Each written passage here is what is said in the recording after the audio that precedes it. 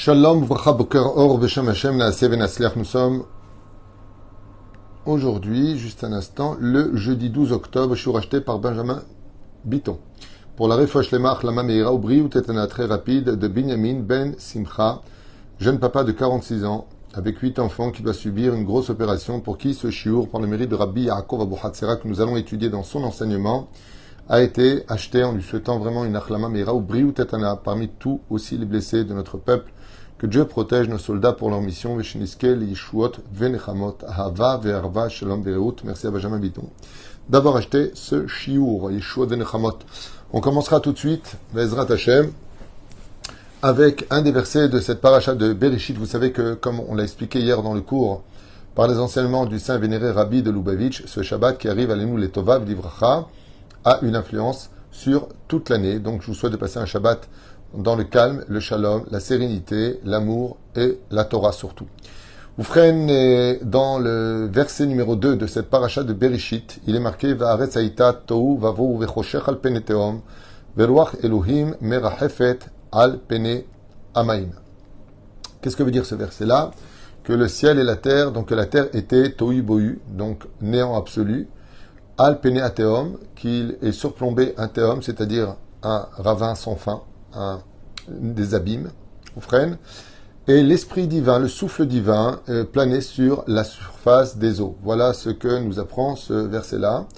Rabbi Yaakov Abu Hatzera va nous donner une explication très souvent ésotérique sur ce genre d'études pour lesquelles Bezrat Hashem j'aimerais partager avec vous, en espérant que Bezrat Hashem tiena Fouach Lema pour Binyamin Ben Simcha, ce papa de 46 ans avec ses 8 enfants, que Dieu lui donne une longue vie par cette étude. Vous savez que la Torah, comme dit le Zohar Kadosh de Bereshit, justement, je vous conseille vivement d'étudier un peu de Zohar Kadosh, même en français, pour regarder ce qui est marqué là-bas, que Akadosh Baruch Hu protège et aime son peuple, surtout quand il étudie la Torah et la met en application.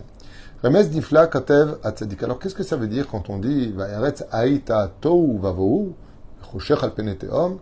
Le Ramchal ramène d'autres explications que ce que l'on va lire.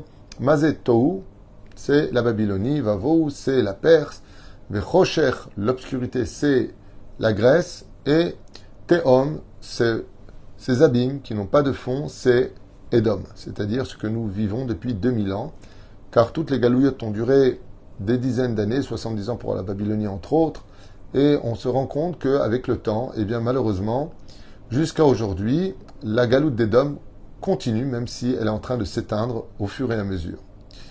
Rabbi Yaakov Abu Hatzera Zecher Tzadik Vekadosh Livracha ramène à propos de ce verset-là, Haolam hazeh me'od mebalbel, ve'efshar lit'od bo bekalut yetera. Le monde dans lequel nous vivons est rempli de confusion, ce qui peut mener l'homme à faire très rapidement de graves erreurs.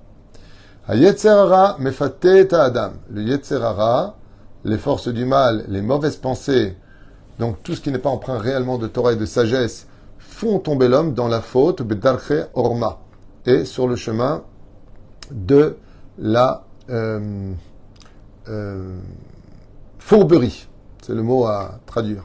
Fourberie, orma. C'est-à-dire que le Yetzer hara va utiliser des moyens fourbes pour nous faire tomber et surtout banaliser ce qui est grave et aggraver ce qui était pas grave. Et va renverser les rôles. Cacher les Adam me'od les zaot et Yetzer hara ve'tarbulotav. À un tel point que, comme c'est marqué ici, et la terre était tohu vavo ve'choshech al pene teom, comment le monde a démarré, eh bien il était tohu bohu et l'obscurité surplombait les abîmes. Et donc, sur ce, le Yetzer hara est très, très difficile à détecter pour voir Béhémet qu'il s'agit du bien et du mal. Pourquoi tout cela? Parce qu'avant la faute, le Yetzer hara était à l'extérieur de nous. Donc, on l'avait en tant qu'ennemi visuel extérieur, c'était le serpent, de façon imagée. Et depuis la faute originelle, nous avons consommé de l'arbre de la connaissance du bien et du mal. Ce Yetzer hara a pénétré en nous. Ce qui fait que nous avons nous-mêmes une partie du Yetzer hara. Et c'est très difficile de trouver un ennemi quand on le prend pour un ami, car il fait partie de nous. Et c'est pour cela que beaucoup d'hommes tombent dans le piège, ce qui fait que, d'une certaine façon, de venir au monde, dans ce monde très difficile et obscur, c'est comme demander à une personne de rentrer dans l'eau et de ressortir sec, de venir dans ce monde sans fauter, c'est pratiquement impossible.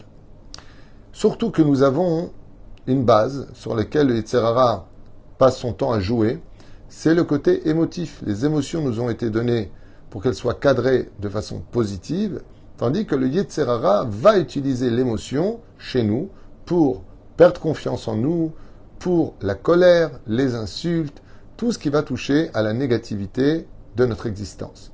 Lazer Ramza Torah Gdosha, Be'omra, donc Rabbi Yaakov Bohatzera, il dit, sur cela, la Torah nous a enseigné dans sa Gdosha, Varetzaïta Tohu Vavohu. Qu'est-ce que ça veut dire? La terre était Tohu Vavohu. Klomar, Sha'olam Hazeh, Yeshbo Bilboul, Ve'eno, Barur Dayon. Rabbi Yaakov Bohatzera nous dit, quand Dieu a créé le monde a été créé Meboulbal, mélangé, c'est-à-dire confus. Le monde dans lequel nous vivons est un monde confus. Ve'nosaf lekach. Au plus de ça, Yetzer Hara ma'alim mastir me'adam et yom moto. Et de plus, le Yetzer Hara va nous cacher le jour de notre mort. C'est-à-dire qu'on ne saura jamais réellement quand est-ce qu'on va mourir. Et si tu le sais et que tu provoques cette mort, comme ils veulent le faire aujourd'hui, et ils le font déjà en Belgique et en Suisse, eh bien c'est un suicide. Et c'est bien dommage, parce que si on croit qu'après la mort, il n'y a rien, vous vous trompez. Alors je le dis souvent encore, j'ai répété récemment, la mort est certainement la plus grosse arnaque de l'humanité. Car mourir, ce n'est rien d'autre de continuer à vivre sans son corps. Mais Adam et Yom Moto, Asher Bo Iten, Din Vecheshbon, sur lequel l'homme devra donner des comptes sur ce qu'il a vu, pensé, entendu et fait. Et surtout dit. Et l'obscurité se trouve au-dessus des abîmes, Klomar Yetzer Hara, Marchich Ene Abriot. Et Rabbi Yaakov Bohatzera, il dit, et le Yetzer Hara, depuis la faute originelle, ne cesse d'obscurcir la vue de l'homme pour ne pas qu'il voie le lendemain de la réalité sur lequel il mourra un jour et rendra des comptes devant Dieu. Beyom Amita Betimsa Shamila Tehom. C'est pour cela que quand on observe les lettres du mot Tehom, qui veut dire les abîmes, si on renverse les lettres, c'est les lettres du mot Hammavet, qui veut dire le jour de la mort. Le mot Tehom. Vechosher Alpene Tehom, car quand l'homme s'éteint, il voit ses yeux s'obscurcissent pour entrer dans une nouvelle lumière. Et Tehom, si vous inversez les lettres, ça fait Hammavet. Bidjouk. Et même Vav Taf. C'est ça? Car comme vous le savez tous, ce que veut le Créateur du monde, c'est un peuple qui soit certes sur sa terre en tant que nation, mais un peuple qui pratique la Torah et les mitzvot. Et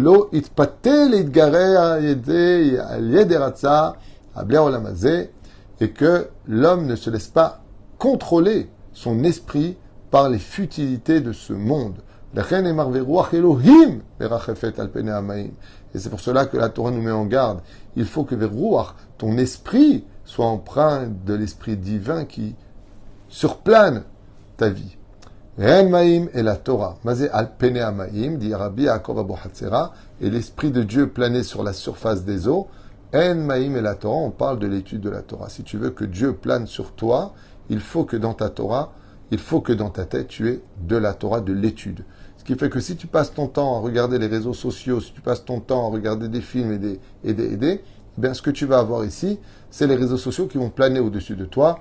Comme on le disait tout à l'heure dans une émission que nous venons de finir sur l'actualité et la guerre en Israël, que je vous conseille vivement de voir. C'est une émission qu'on a fait qui dure 1 heure de questions-réponses sur les graves problèmes de ce que nous vivons en Israël et les Juifs de Chutz Laaretz. Une émission qui sortira certainement ce soir et que je vous conseille vivement de regarder, puisque nous répondons à beaucoup de choses et à beaucoup de questions que beaucoup de gens se posent et beaucoup de gens sont en colère. Donc voilà, l'émission a été faite.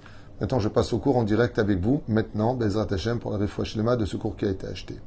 Oufren des rois Elohim. Donc, si dans ton esprit tu as de la Torah, alors ne t'étonne pas que Akadosh Baruch Hu, il sera avec toi. Abadvarim ishim venokvim.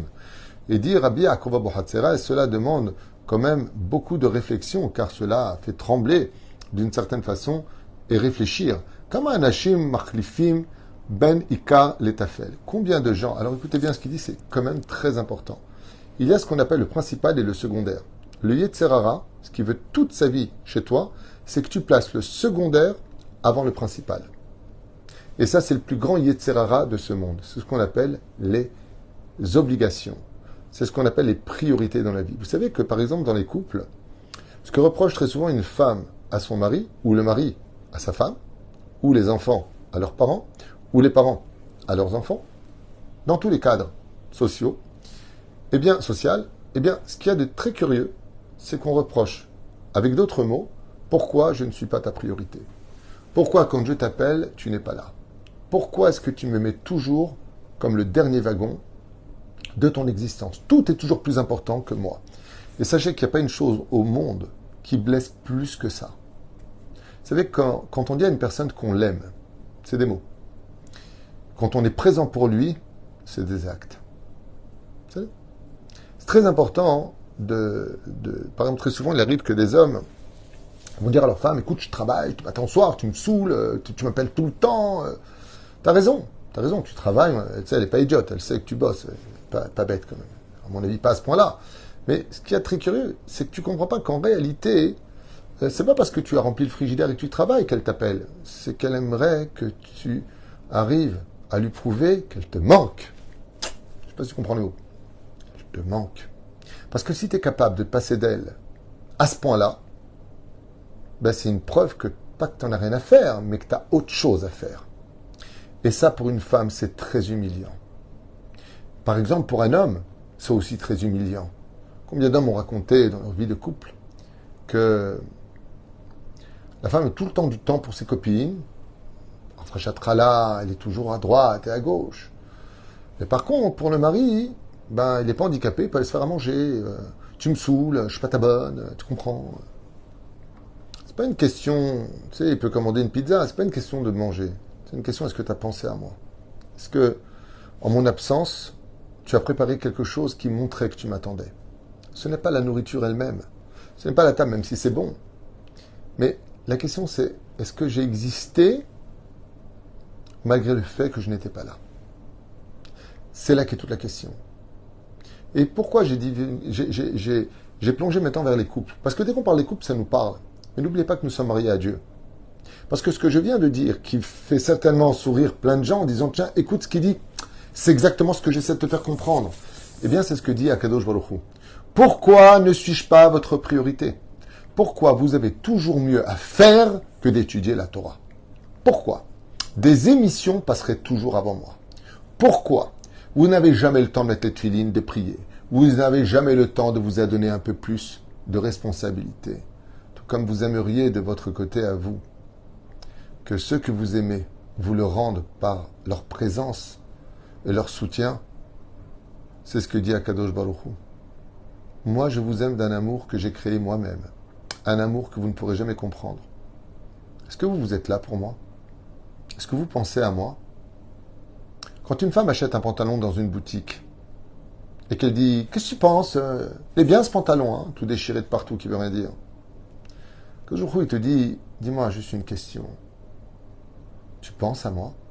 Tu sais que j'ai interdit de porter ça? Lot il bash kligever? C'est un interdit de la Torah. Mais par contre, si on t'appelle en disant « Le petit tombe à l'école, oh mon Dieu! Oh mon Dieu! » Dieu dit quoi? Tu te rappelles de moi? Là, tu te rappelles de moi? Tout comme vous, mesdames, et vous, messieurs, vous rêveriez que ceux que vous aimez vous le rendent par leur soutien, leur regard, leur présence, par leur aide. De la même façon, on nous dira Biakov Abu Hatzera, le Yetzerara, il va faire en sorte que tu dises à Dieu que tu l'aimes, tu crois en lui, que ça t'aura Balbel Khatamor. Il va te faire passer le secondaire avant le principal.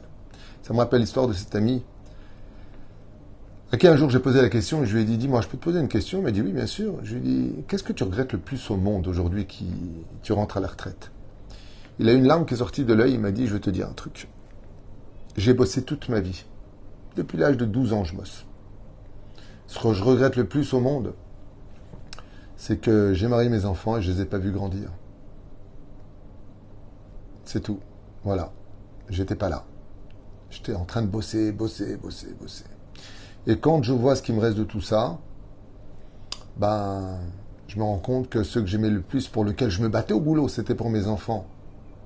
Mais j'ai fait une bêtise, parce que comme je bossais pour leur avenir, ben, j'ai oublié leur passé. Et aujourd'hui, qu'ils ont grandi, qu'ils n'ont plus besoin de moi parce qu'ils travaillent, ils sont tous mariés, je me retrouve seul avec mon idéologie d'avoir bossé pour eux. Voilà ce que je regrette le plus. J'ai fait passer le secondaire avant le principal. D'être présent pour mes enfants. Si j'avais eu plus de foi que Dieu donne à Parnassa et de travailler comme j'aurais dû le faire, j'arrête. Dieu sait mes besoins. Parce que je vais aller prier Mincha, Arvit, Shaharit le lendemain, m'occuper un peu de mes enfants. Qu'est-ce que tu as appris à l'école? Viens près de moi. Partager quelque chose avec eux. Vivre quelque chose avec eux. Alors j'aurais attrapé le principal. Parce que si on travaille, c'est pour manger. On ne mange pas pour travailler. Le travail, c'est le secondaire qui te permet de mieux vivre dans l'indépendance et l'agissement de tes besoins. Zeperoucha davar. El Chomer Amro, Pamahad Ezdanamti Le'ir, Tel Aviv. Donc il raconte maintenant une histoire, juste un instant. Kama Anashim, donc Kama Anashim Itaskim Bedvarim chez Jbiliim, Shrochim et Taïkar. Donc voilà ce que je viens de vous dire, c'est ce que dit Rabbi Yaakov Bohatzera, Akka Neshono. Il dit que le Yitzhara Mebalbel Meod et Adam, qui lui fait croire que ça c'est plus important que ça, que ce qui est pur est impur, que ce qui est impur est pur, que ce qui est immoral est moral, et que ce qui est moral est immoral. Et donc il raconte comme ça, Beinyanze, Sipur Amagid, Anover Rabbi Yaakov Gelinsky. On raconte une histoire avec Rabbi Yaakov Gelinsky qui se passe apparemment à Tel Aviv, qu'on va découvrir ensemble.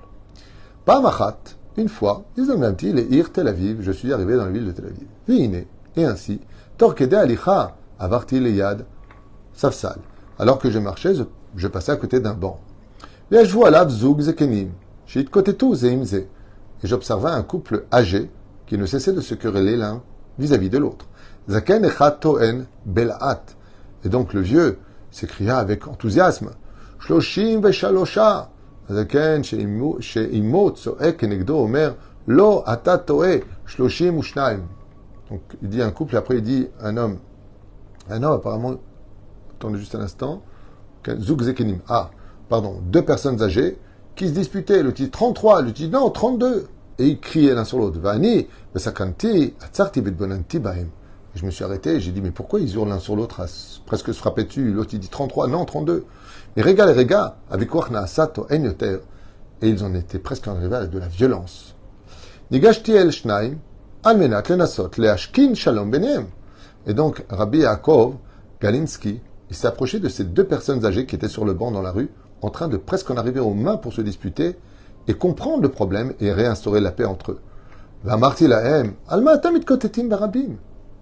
Sur quoi est le sujet de votre dispute et pourquoi est-ce que ça prend une telle ampleur?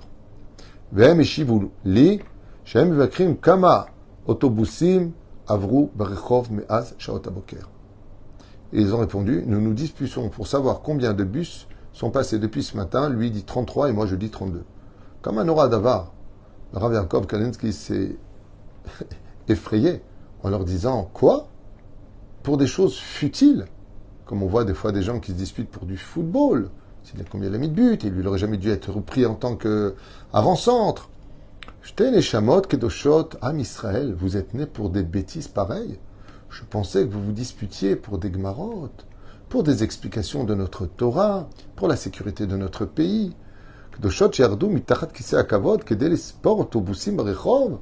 Est-ce que le peuple d'Israël est descendu dans ce monde pour des choses futiles, leur a dit le Rav. Ils se sont rendus compte que maintenant, il leur a dit, et si c'était vraiment 32, vous appelez maintenant Eged, la station de bus, ok? Et que il y a eu 32, qu'est-ce que ça te donne? Eh bien, j'ai eu raison. Qu'est-ce que tu prends avec toi? Je ne le sais pas. J'aimerais vous raconter une histoire vécue, personnellement, avec une personne qui m'était chère à l'époque. Et j'étais à Jérusalem en train de discuter avec quelqu'un. Et puis lui, il intervient, c'était une personne assez âgée. Et il me dit, tu as entendu ce qui s'est passé là et là? Je le regarde humblement et je lui dis non, raconte-moi si tu veux. Il me dit, c'est ça que j'aime pas chez vous les religieux. Vous regardez pas les informations, vous vous intéressez pas à ce qui se passe dans le monde. Alors je lui ai dit, Ahmet, non, je ne regarde pas les informations parce que j'ai pas les moyens de les voir et je suis trop occupé pour l'instant car j'étudie la Torah. Je n'ai pas le temps de regarder les informations, mais s'il y a quelque chose de grave, dis-le-moi. Mais non, tu n'es pas au courant avec le Premier ministre américain qui est parti ceci, qui a fait cela. Et je lui ai dit, à ce monsieur, je lui ai dit, ok, mais maintenant que tu le sais, ça te sert à quoi? Mais il faut être au courant, enfin. Je dis, d'accord, mais ça te sert à quoi? Est-ce que tu sais de quoi parle la Gemara de Baba Metzia? Il m'a dit, qui? Et c'est Baba. Je dis, Baba Metzia, est-ce que tu sais de quoi ça parle? Il m'a dit, non, non, les trucs religieux, moi je suis pas religieux du tout. Moi je fais pas Shabbat, je mange pas kasher, moi j'adhère pas du tout à vos bêtises. Ça, c'est comme, il m'a dit cette phrase, il m'a dit, ça c'est comme Bouddha et Moïse, là, Moshe Rabbeinu. C'est des bêtises, ça. J'ai regardé comme ça, je lui ai dit, bon, voyons ce qui ressortira de tout ce que tu viens d'apprendre dans ta vie et à quoi ça te servira le jour où tu partiras de ce monde. Il me dit, ah, c'est ça les religieux, hein, parler de la mort. Moi j'ai pas peur de la mort. Dans l'année, il est décédé, et comme c'était une personne que j'appréciais, malgré ses mauvaises paroles, je suis allé à son enterrement. Et écoutez bien ce que je vais vous dire, chers amis. Voilà exactement ce qui s'est passé. Ce monsieur dont je vous parle était un professeur d'université. Je l'aimais bien. Franchement, je l'aimais bien. Il avait une bonne neshama, complètement assimilée, rien compris à sa vie, mais une bonne neshama. Et donc quand je suis arrivé là-bas, j'ai dit, bon, je ne suis pas encore rabbin, mais je suis quand même assez religieux, je peux faire un espède, c'est-à-dire oraison funèbre. Et quand j'arrive là-bas, je me rends compte qu'au-dessus du corps, personne ne porte de kippa. Ce sont des universitaires, des professeurs, essentiellement gauchistes, qui sont présents. Je ne parle pas de la gauche pour aller de la gauche, je vous dis exactement ce qu'il y avait sur le terrain. Et bien entendu, ils ont tout fait pour ne pas que moi, je prenne la parole. Donc ils m'ont dit, non, non, désolé, atalotikarta srutadibur, atalotin om, lo, ta'ale. Je dis, ok, mais Hachem, s'il ne veut pas que je parle, je suis venu, les Shem Shemaim, j'étais venu pour lui. Mais je me rappellerai toute ma vie du discours du doyen d'université dans lequel il avait enseigné. Alors je l'avais déjà raconté il y a très longtemps dans un cours, mais je pense qu'aujourd'hui l'occasion est propice. Et il commence en disant son nom. Quand tu es arrivé ici, en hébreu, tu nous as montré ton savoir-faire de la France. Ok. Tu as servi les intérêts du pays. Ok. Et donc, avec tes loyaux services au sein de notre université, Anachnom brim lecha, nous te disons, je vous promets comme ça, comment chambrim et tsarfatit, comme on le dit en français, chapeau. Et tout le monde autour du corps, donc qui est allongé, hommes comme femmes, lui disent en français que d'Israéliens, chapeau. Ça veut dire bravo, hein. Donc on n'avait pas compris. Et je ne savais pas si je devais pleurer ou rire, mais je me rappelais de ce qu'il me disait. Je lui ai dit, tu vois, tu serais venu étudier des Gmarot. Tu vois, tu serais venu t'intéresser à ton judaïsme. Tu aurais eu un discours un peu moins imbécile que ce qu'on vient d'entendre, qui ne veut absolument rien dire. Tu viens de rentrer dans la tombe avec toutes les informations de Roger Giquel, Yves Mourouzi, enfin tout ce que tu regardais à l'époque. Voilà, c'est tout ce que tu as rentré dans la tombe. Et à quoi ça te sert? Ça ne veut pas dire qu'on ne doit pas s'informer. Tu peux regarder des informations, mais la journée, elle dure 24 heures. Les informations, c'est une demi-heure. Prends 1 heure par jour à étudier la Torah. Prends quelques instants pour ceux que tu aimes et leur montrer que tu es là. J'ai quelqu'un qui m'a dit quelque chose de très sympathique avant que commence cette terrible guerre que nous traversons. Il m'a dit que, oui, c'est quelqu'un de Marseille, c'est Dick, Tunisien sympathique avec son épouse, que Dieu les bénisse. Et il m'a dit que le Shabbat, il se dispute sa femme et lui qui va faire à manger, et bien sauf qu'ils font ensemble à manger. Et je lui dis, sachez que le mieux ce serait que lui il a étudié pendant qu'elle fait à manger, à Emet. Avec Ratargum, ce serait mieux. Mais je lui dis, tu peux pas savoir combien cette image elle est belle dans le ciel quand Dieu voit un couple qui s'aime et qui prépare ensemble le Shabbat. Pendant qu'elle épluche les œufs, toi tu écrases les œufs pour faire les salades de Shabbat, comme je le fais avec mon épouse d'ailleurs. Bezrat Hashem, d'abord il y a fait. Plus on vit dans le shalom, dans la priorité de ce monde, plus on place les choses importantes qui donneront un goût d'éternité, malgré le fait qu'on ne sera plus de ce monde un jour, eh bien ça, c'est créer un cœur pour une vie éternelle. Et c'est ce que je vous souhaite, de faire passer les priorités en priorité et de ne pas oublier un détail, que même si on n'est pas d'accord les uns avec les autres, cela ne donnera jamais le droit à qui que ce soit de manquer un seul centimètre de respect les uns vis-à-vis des autres. C'est dommage qu'on ait toujours besoin de guerre et de sirènes pour se rappeler que quelque part, on avait peur de se perdre. Il aurait été préférable de le lire et de le vivre dans une bonne ambiance. Je vous souhaite tous les bonheurs du monde. Yeshua de Venechamot. Je ne sais pas si je refais un cours ou pas. Je verrai. Parce que j'ai aussi ma mère allait voir. Que Dieu la bénisse, lui donne une bonne santé. Et un grand Mazel Tov pour la famille Guez et la famille Azoulay qui se sont unis hier soir dans notre synagogue, à qui on souhaite tous les bonheurs du monde. La salle a été annulée. On a fait une très très belle choupa hier. Et c'est ce que j'ai constaté. J'ai dit, c'est fou, hein. On a fait une... Écoutez bien, c'est important pour toutes les personnes qui veulent se marier par rapport à la situation. J'ai fait plus de 500 mariages, peut-être ou 600 mariages dans ma vie, sans exagérer. Et le mariage hier, il était très simple, la synagogue, une choupa, superbe ambiance, superbe mariage, superbe, extraordinaire. Baruch Hashem, ils ont pris un petit traiteur, comment il s'appelle, Levana, que Dieu la bénisse. Mamash, tout était miniature, tout était petit, mais c'était très grand. Et tout le monde a dit une phrase, il n'y a pas besoin de dépenser tellement d'argent pour le bonheur qu'on a envie de vivre quand on marie quelqu'un. Parce qu'en réalité, les lumières du mariage n'ira qu'à la valeur de ceux qui sont invités. On a tous mis de l'ambiance, on a chanté nous-mêmes, et on a dansé ensemble, on a de belles vidéos. Baruch Hashem, il n'y a pas besoin de dépenser des millions. Il suffit simplement de s'aimer que d'être Moshe Israël et que ceux qui viennent à la fête ne viennent pas pour eux, mais viennent pour donner de la joie au Khatan et la Kala. Yeshua Venechamot, Ahava Ve'arva, Shalom Bereut. Bonne journée et qu'on n'entende que de bonnes nouvelles, Be'ezrat Hashem. Kol Tov.